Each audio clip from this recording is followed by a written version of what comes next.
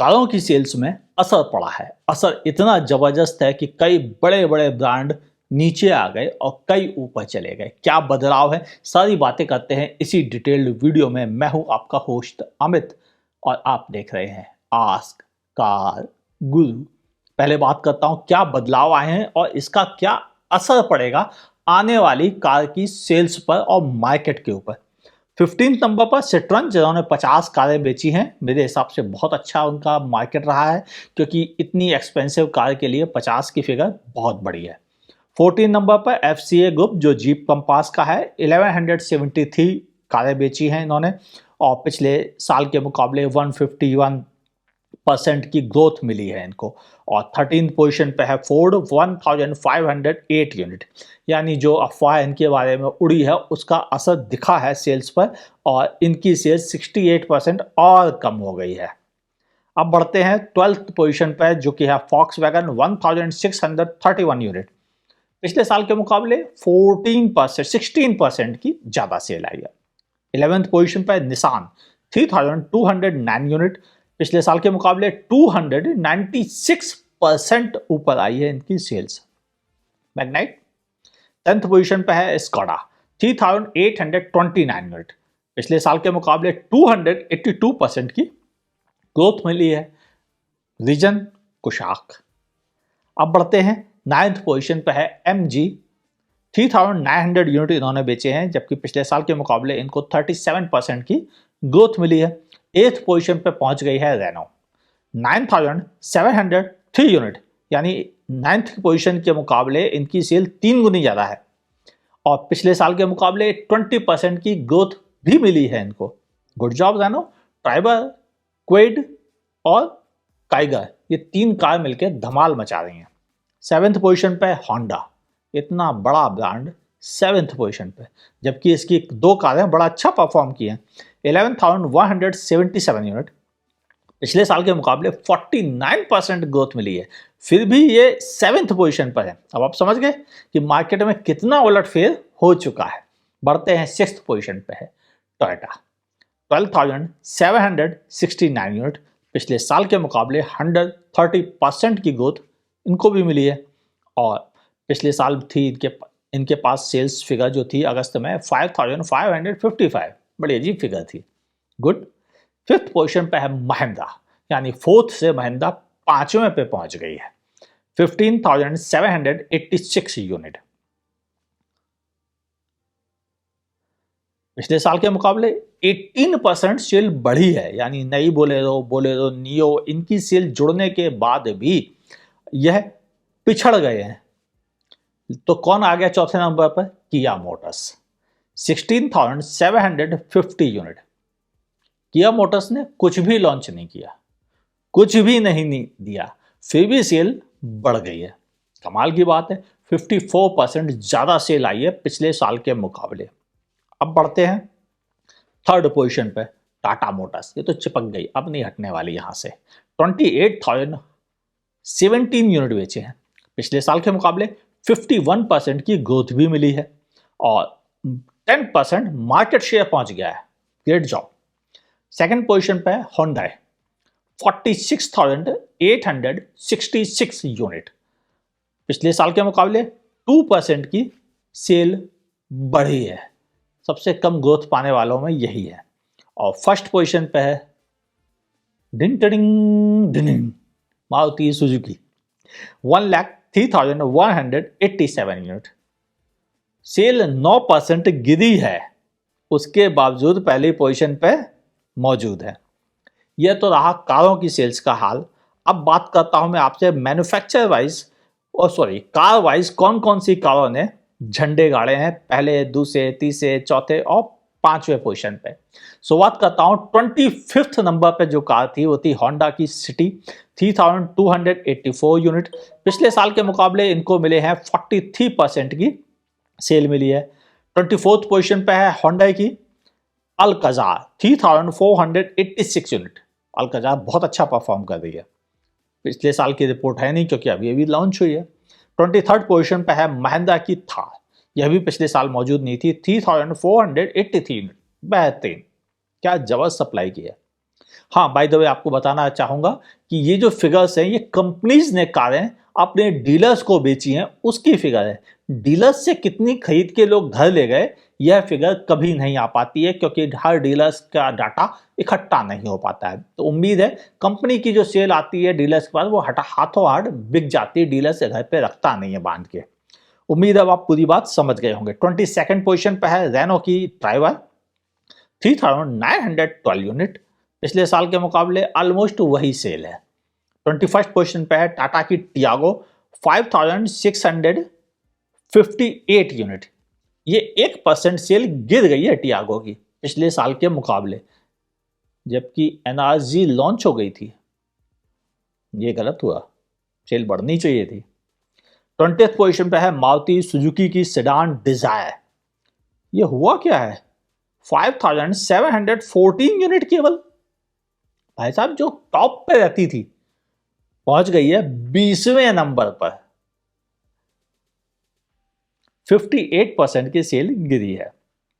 19th position पे है Toyota की इनोवा क्रिस्टा, यानी इनोवा डिजायर से ज्यादा बिकी है 5755 यूनिट, बहुत अच्छी सेल मिली है। वैसे भी बरसात के सीजन में थोड़ी सेल बढ़ती है एसयूवीज की, और इसके अलावा इनोवा की सेल बढ़ती है मार्च के महीने में। 18th पोजीशन पे है महिंद्रा की एक्सयूवी 300, बहुत अच्छा परफॉर्म कर रही है 5861 यूनिट, और यह पिछले साल के मुकाबले 96% की सेल इंक्रीज हुई है, और इनोवा की भी 96% ही इंक्रीज हुई है। 17 पोजीशन पे है टाटा मोटर्स की अल्ट्रोज 6175 यूनिट, पिछले साल के मुकाबले 25% सेल बढ़ी है। अल्ट्रोज ने पहली बार टियागो को छोड़कर आगे बढ़ गई है, गुड जॉब।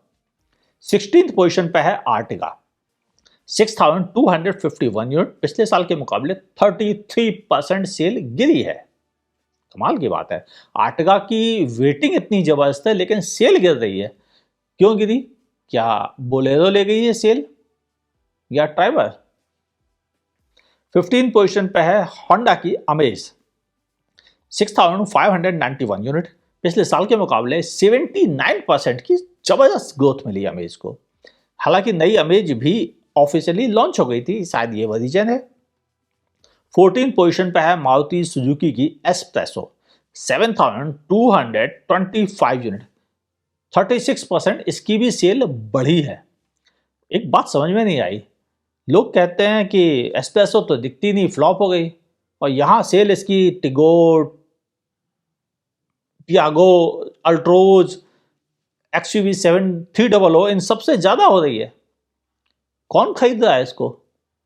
जो सड़क पे दिख नहीं रही है, या तो जो लोग खरीद रहे हैं एस्प्रेसो वो कम चलाने वाले कैटेगरी के लोग हैं, इसलिए रोड्स पर इसकी गिनती बहुत ज्यादा नहीं दिख रही है अभी भी।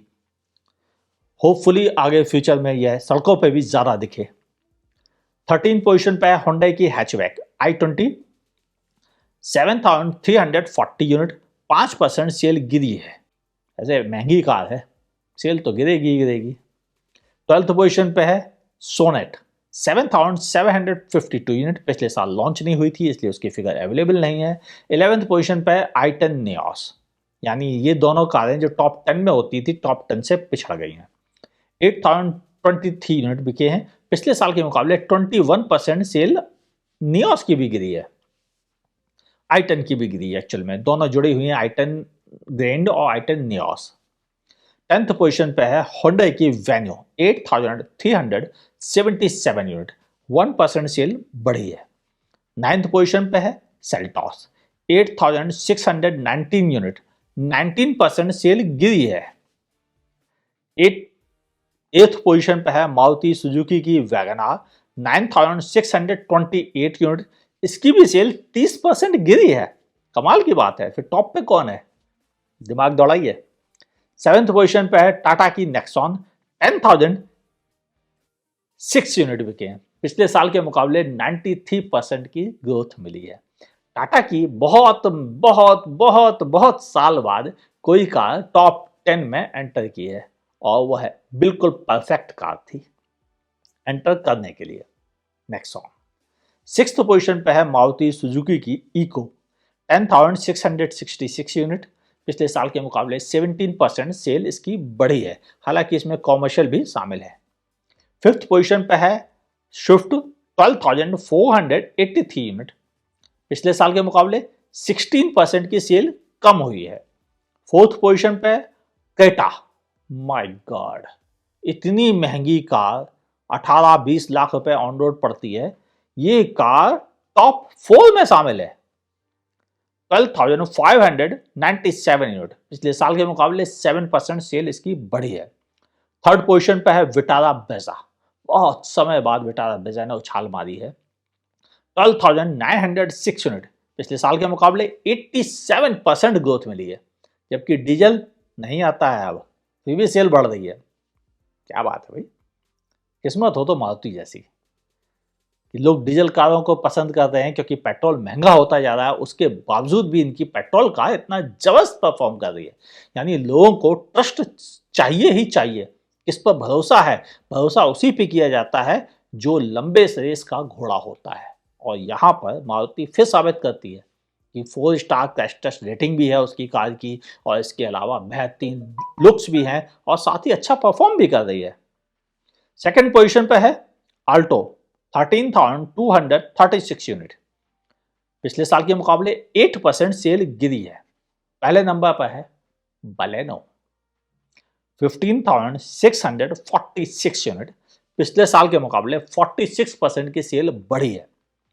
भाई बलेनो की सेल क्यों बढ़ी, ये तो रीजन मुझे नहीं समझ में आया, लेकिन मैं जितना जानता हूं कि लोग मारुति फैन हैं और वो मारुति की कारें इसलिए ज़्यादा खरीदते हैं कि उनको लगता है कि ये कम कीमत में पार्ट्स अवेलेबल कराती है, सस्ती सर्विस होती है, आस पास में ही सर्विस हो जाती है, इंडिया में सालों से परफॉर्म कर रही है। अगर घटिया क्वालिटी होती, खराब प्रोडक्ट होता तो अब तक कैसे टिक पाता।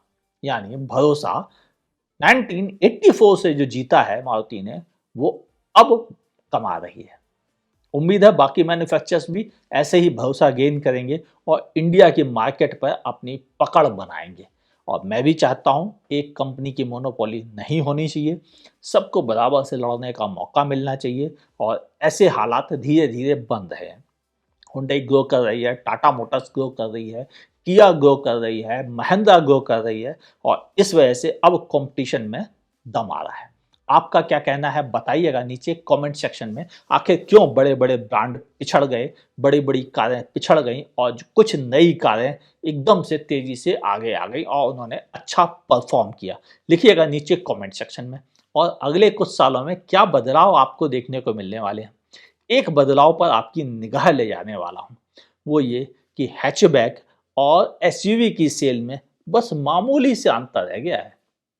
किसी जमाने में हैचबैक ज्यादा बिकती थी, अब वह अंतर बिल्कुल खत्म होने वाला है। हो सकता है अगले साल यह अंतर खत्म हो जाए और एसयूवी हैचबैक को क्रॉस कर जाए। लिखिएगा अगर आप भी ऐसे ही कुछ सोच रहे हैं तो। आप मुझे अगर फेसबुक पे देख रहे हैं तो मेरे पेज को लाइक कीजिए, फॉलो करना ना भूलिएगा। यूट्यूब पे देख रहे हैं तो मेरे चैनल को सब्सक्राइब कीजिए, यहीं पर इंफॉर्मेशन मिलती है बगैर लाग लपेट के और एक्यूरेट असेसमेंट के साथ। देखते रहिए आस्क कार गुरु।